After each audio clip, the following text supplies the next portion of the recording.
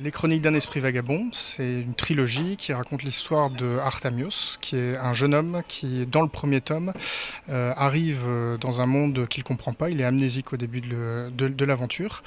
Et il va être aidé par Raorik, qui est un géant, qui va plus ou moins le sauver et l'emmener avec lui pour essayer de comprendre qui il est et d'où il vient.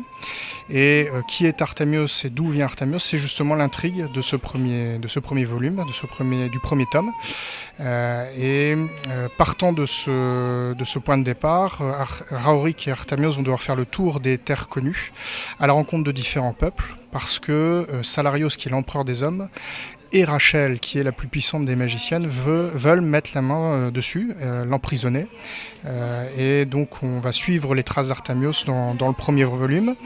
Il va devenir le vecteur d'une révolution, la révolution de l'ensemble des peuples qui bordent les territoires humains, qui sont plus ou moins sous le joug des hommes, sous la terreur d'un régime qui est dirigé par Salarios.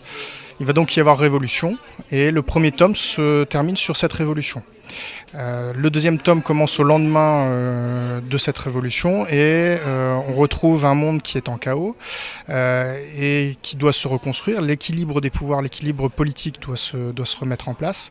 Malheureusement pour les protagonistes principaux de cette histoire, Artamios, Raorik, Jidin, Yelos, pour les plus importants, ils vont être confrontés à deux dangers importants. Un, le grand fléau qui touche l'ensemble des peuples. Alors bien sûr, il faut découvrir le livre pour savoir ce qu'est le grand fléau. Et ensuite, une menace extérieure.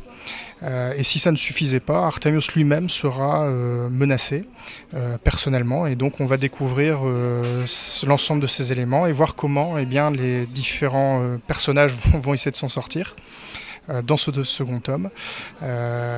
Et bien sûr, il y a un troisième tome puisque c'est une trilogie, mais bon, on en parlera quand on y sera.